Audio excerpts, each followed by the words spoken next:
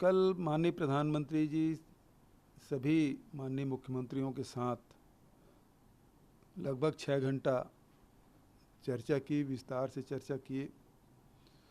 सभी माननीय मुख्यमंत्रियों ने अपने अपने प्रदेश के समस्याएं भी रखी और आवश्यकताओं के बारे में माननीय प्रधानमंत्री और भारत सरकार के विभिन्न मंत्रियों को अपनी भावनाओं से अवगत कराया। हमारे राष्ट्रीय अध्यक्ष श्रीमती सोनिया गांधी ने भी प्रधानमंत्री जी को पत्र लिखकर विशेष पैकेज की मांग की थी। खासकर जो लघु और मध्यम श्रेणी के उद्योग हैं, व्यापार, उसे संचालित करने के लिए आर्थिक पैकेज की मांग उन्होंने कही थी। छत्तीसगढ़ की ओर से भी हमने माननीय प्रधानमंत्री जी को अनेक बार पत्र लिखे और कल वीसी में भी इस बात का मैंने विशेष रूप से उल्लेख किया था कि छत्तीसगढ़ को आर्थिक पैकेज के रूप में 30,000 करोड़ रुपया दिया जाए ताकि अर्थव्यवस्था को पटरी में लाया जा सके।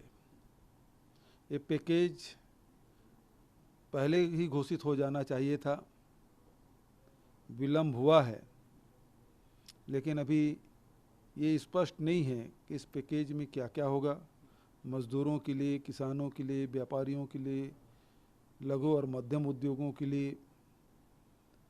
कल अब वित्त मंत्री जी इसके बारे में खुलासा करेंगी, तब स्पष्ट होगा कि किस सेक्टर को किन किन प्रावधानों के तहत उन्हें सहयोग मिल पाएगा।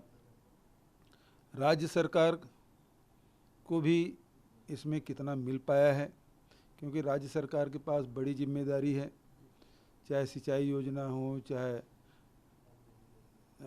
पीडब्ल्यूडी की सड़कों के निर्माण का है, सामाजिक क्षेत्र में और विकास कार्य में कितना अनुदान या सहयोग मिलता है, ये कल ही स्पष्ट हो पाएगा।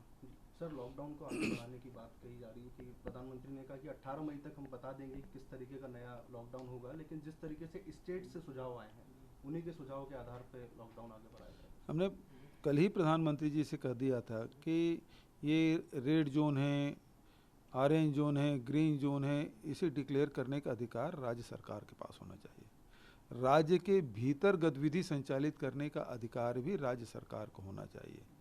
राज्य की सीमाओं को निश्चित रूप से सील किया जाए, लेकिन हवाई यात्रा और रेल यात्रा के लिए राज्य सरकारों से सहमति होनी चाहिए।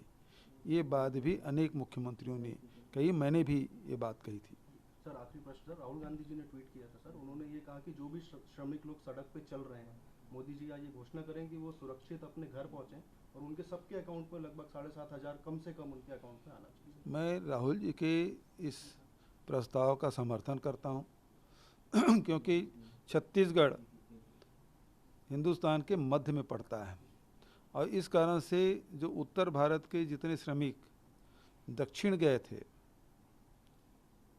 वो सारे श्रमिक पैदल चलते हुए छत्तीसगढ़ आ रहे हैं और छत्तीसगढ़ क्रॉस करके अपने प्रदेश जा रहे हैं। चाहे वो मजदूर तेलंगाना के हो, आंध्र प्रदेश के हो, चाहे तमिलनाडु को हो, चाहे महाराष्ट्र को हो, उनका गंतव्य उड़ीसा, पश्चिम बंगाल, झारखंड, उत्तर प्रदेश, जहाँ भी वहाँ जा रहे हैं, मध्य प्रदेश जा रहे हैं उन मज़दूरों को हमने तीनों आईजी को उस काम में लगाया हुआ है। दुर्ग के, रायपुर और बिलासपुर संभाग के सभी आईजी की देखरेख में जितने भी मज़दूर आ रहे हैं उनके परिवहन की व्यवस्था और भोजन और पानी की व्यवस्था हम लोग सड़क किनारे जितने थाने हैं उसमें सब हम लोग करा रहे हैं।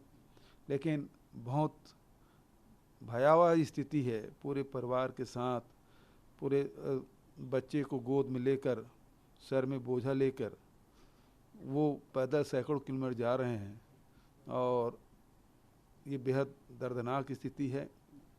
इस मामले में भारत सरकार मौन है, उनके लिए कोई व्यवस्था नहीं है।